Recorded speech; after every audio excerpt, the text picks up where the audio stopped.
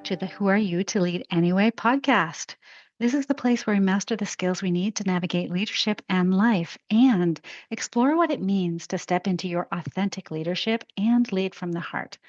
I am Cynthia, your host, and today I want to invite you a little bit into my reflections that I have had of late. Now, last week I released a short episode, as you know, if you've been a long-time listener, encouraging you to dream bigger and to envision what could be possible for you and your life if you allowed yourself to go there. And then right after that, I found myself in an unexpected journey of gratitude, which I believe is a vital part of dreaming bigger. Let me explain. Now, last week, I had the opportunity to spend time with some of our family and celebrate Canadian Thanksgiving, which falls on the second Monday in October, which is very different than our friends in the US who celebrate it in the end of November. Now, if you or your life is anything like mine, you know that it's hard to gather everyone when family is scattered across different places. And our family lives everywhere. So it's almost improbable that we would have a Thanksgiving where everyone would be in attendance. And so we always do the best that we can. Now, this year, it seemed as though we were brought together a little bit by divine timing. And that was extra special. So there was a conference that brought us to Fredericton last week, and we took an opportunity to go house hunting there. My son was there for his own learning and development, and we were able to connect a few times during the week, which was such a delight. And then after that all kind of wrapped up, on Friday, we traveled to Moncton, and it was so nice to spend Friday and Saturday connecting with family, sharing stories, playing with our grandsons, and just being present with them and with each other. Now, after our time together, we faced an 18-hour drive back home, which was a long, winding, and beautiful journey that provided me ample time to reflect. Now, there were deep conversations, there were podcasts, we had lots of laughter, and there was a lot of police on the roads yesterday, it being the holiday weekend. However, that did not impact us. So once I got back home yesterday, I felt pretty tired, not just physically, but emotionally as well. So I paused to check in with myself and I asked myself, what would feel really good right now? Now, this is a question that I encourage all of you to ask yourselves when you reach that point of exhaustion, or frankly, at any time. It can be a really great question to answer yourself. So the answer came really easily and quickly to me. What I needed yesterday when I got home more than anything was a walk. Now, as I started walking, I felt this overwhelming sense of gratitude.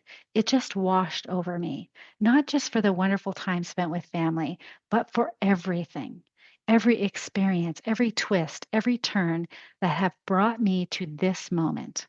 The good, the bad, the heartbreaks, and the breakthroughs. And I realized that without each and every one of my fears, my challenges, my losses, my wins, all of it along the way and everything in between, that I would not be who I am today. So, this connection between gratitude and dreaming bigger is essential because when we take the time to acknowledge and appreciate our journey, we open ourselves up to possibilities that we just might not have seen before. Gratitude allows us to ground our dreams in the reality of our experiences, enabling us to envision what's possible with a richer and well rounded perspective. But here's a deeper thought that I want to share, especially for you that are new, emerging, or high potential leaders out there. When was the last time that you truly reflected on everything that's happened to bring you to where you are right now? All of the life events, the challenges, and even the patterns that you've had to experience and break to get here in this moment where you are right now. Now, I have faced many challenges in my life, and if you've listened to this podcast for a while, you've heard me share some of them before. But today I want to dive a little deeper because I think it's important for you to know not just where I am, but what it took for me to get here. Now, I am from Channel Port-Aux-Basques. It is a very small but vibrant town on the southwest coast of Newfoundland. It's known as the main western port of entry to the island. Now, Port-aux-Basques is a fishing community, and over the years, it's evolved into a key transportation hub. So if you want to go to Newfoundland, you can go there via by boat or by plane. And it is where I grew up, or where I was for the first little bit of my life. That was the ferry terminal service to Nova Scotia. So if you wanted to go from Nova Scotia to Newfoundland, et cetera, it was the um, same ferry that you would take. Different ferries, but the ferry ride. You know what I'm saying. Anyway, the population has seen a lot of changes, and the spirit of the community remains strong. And with the perspective that I have now, I've been thinking about this small place. And the more that I think about it, the more that it reminds me of the beauty and the resilience and the importance of being grateful. And here's why. In my early years, I moved to New Brunswick from Newfoundland. My dad moved with a job that he had. And as a result of that move, I changed schools several times. Now, that uncertainty taught me something really fundamental. You'll laugh at this. Life is unpredictable. I don't know if you knew, but it is unpredictable. So I learned that I couldn't always control the changes around me. But what I could control was how I showed up for myself. So that early instability, although it was challenging, and it helped me build so much of my own resilience. It helped me learn to adapt. It helped me learn to create my own sense of safety when nothing else felt secure. Now, I think many of you can relate to this because whether you're facing changes in your career, you're navigating the ups and downs of leadership, life is always shifting, it's always changing. And the key to all of it is finding your grounding, even when the world feels unstable. So then I'm going to transport to my teenage years. I faced, not uncommon, I faced cruelty from my peers, and perhaps you did too. Again, it wasn't uncommon. Now, a lot of it had to do with my accent, which I worked really hard not to have. And those experiences shaped me in ways that, of course, I didn't realize at the time. Some of those experiences, I'm only starting to realize how they shaped me now. So while it was painful to feel out of place, it ignited a fire within me.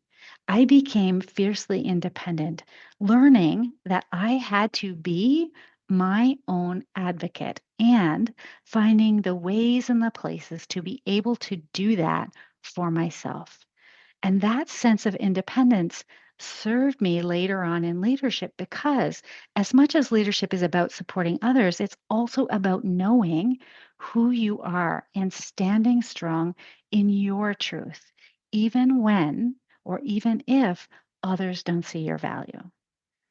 So then came early adulthood, which were some of the most defining moments of my life, like they are for you as well.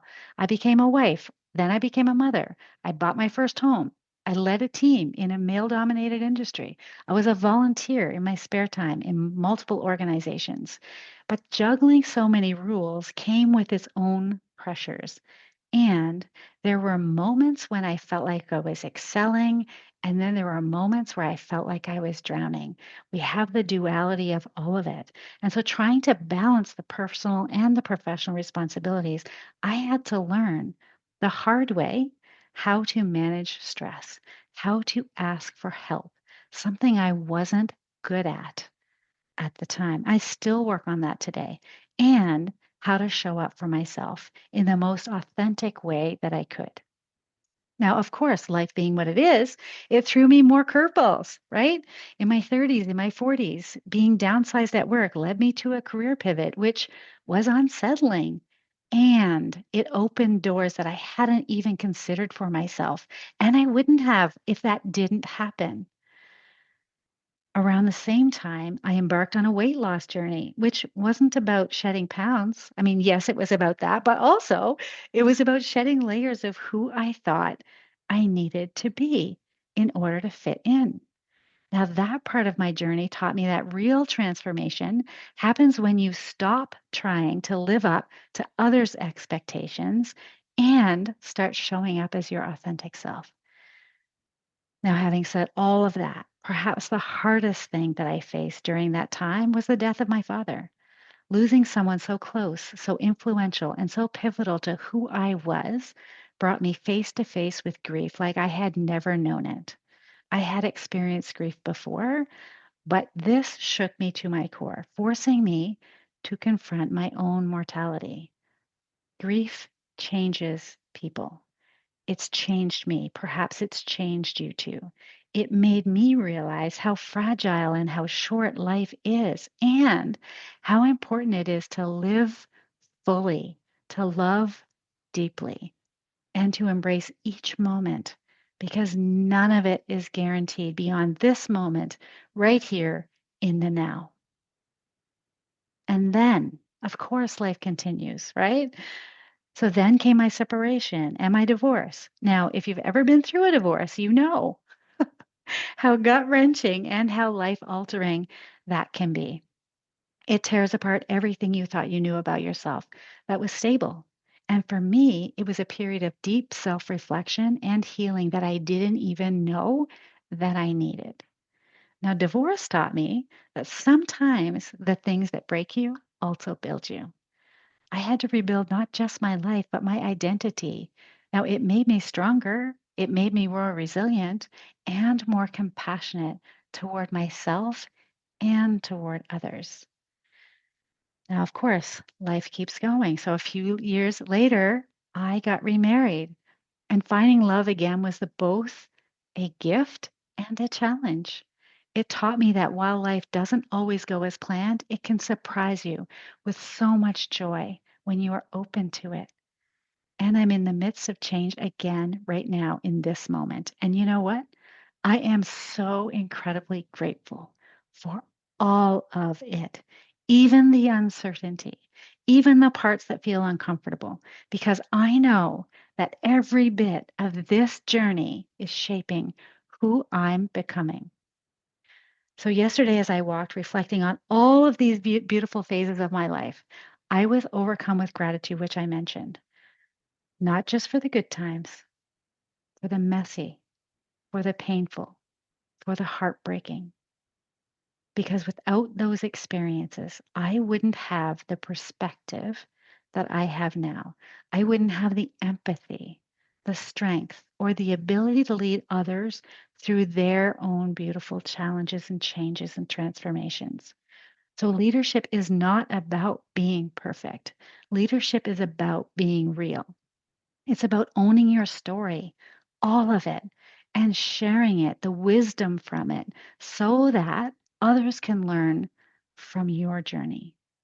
Now, we often look ahead, we strive for the next milestone, the next achievement, the next best version of ourselves, and all of it counts. It has meaning and purpose behind it.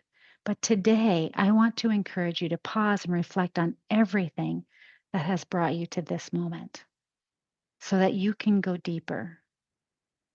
Now, I want to share something else that happened last week. It was a powerful moment from last week, the conference that I was at, and there was a smudging ceremony that I attended.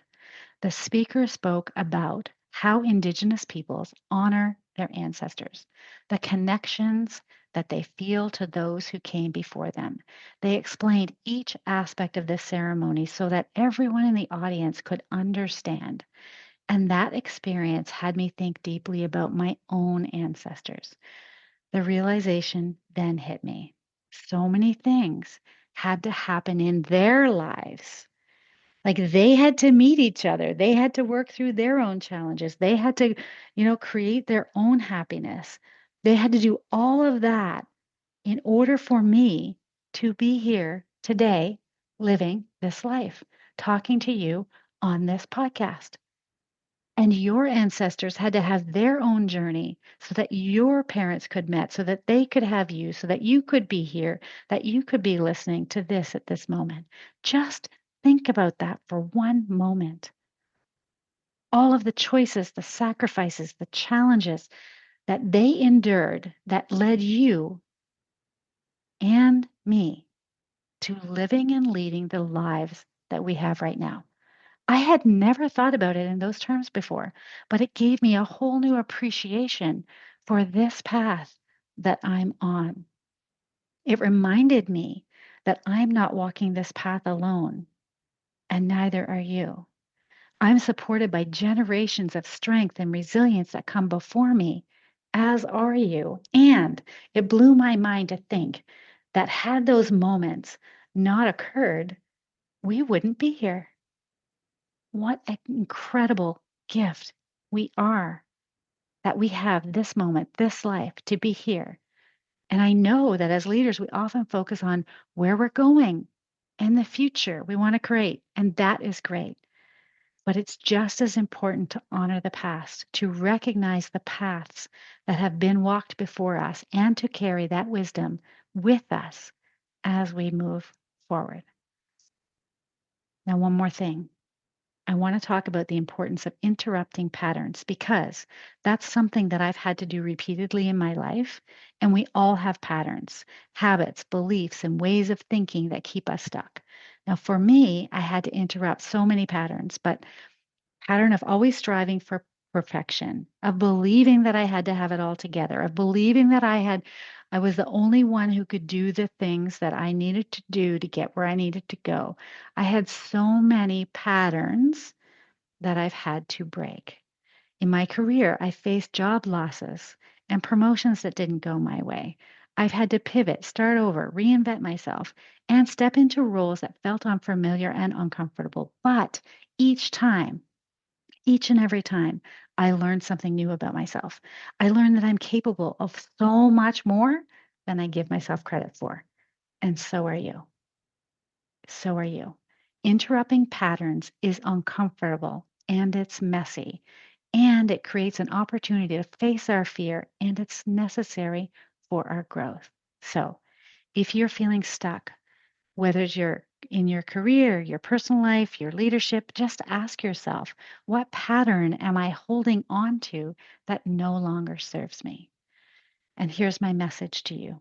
Gratitude is powerful. It is transformational, not just for the good times, but for the challenges, the setbacks, and the moments that tested you.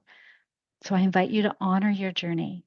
Reflect on the steps that brought you to this point, and if you feel called to interrupt a pattern, break free from old ways of thinking and being, know that you have the strength and the wisdom to do it. How do I know? Because I've done it. And if I can do it, you can do it. Don't think that you are beholden to continue to create the same thing for yourself. If you want something different, you'll need to do something different. And it's all available to you. This is where gratitude and dreaming bigger truly connect. When you ground your dreams in gratitude, you're honoring the path that brought you here and expanding your vision for what's possible. Gratitude doesn't limit your dreams, it empowers them because it helps you dream with perspective, resilience, and an appreciation for your strength. And when we're grateful, we create more things to be grateful for. It is the most beautiful tool for awareness and for transformation. So I want to take a moment and say thank you so much. I am so grateful to have you walk with me and for letting me share a little bit more of my story with you. My hope was that by sharing my story, it would inspire you to look at your own journey with fresh eyes. Because where you are today is the result of everything that's come before, and that is worth celebrating. If you are called to dive deeper in your own leadership journey, I would love to be your guide. Whether you're looking to refine your leadership skills, navigate a career transition, or gain clarity on your path forward, I am here to support you every step of the way. So until next time, keep dreaming bigger, stay grateful, and remember to honor the path you're on. I promise you, it is leading you somewhere amazing. Thank you so much for listening to the Who Are You to Lead Anyway podcast. I will catch you on the next episode. Goodbye. Hey, leader. Thanks for tuning in to the Who Are You to Lead Anyway podcast. I hope today's episode inspired you to embrace your authentic leadership journey. I want to invite you to join my mailing list at www.cynthiajamesoncoach.ca and claim your copy of Your Inner Compass, a guide to charting your course to authenticity. This guide will help you understand what truly matters most to you.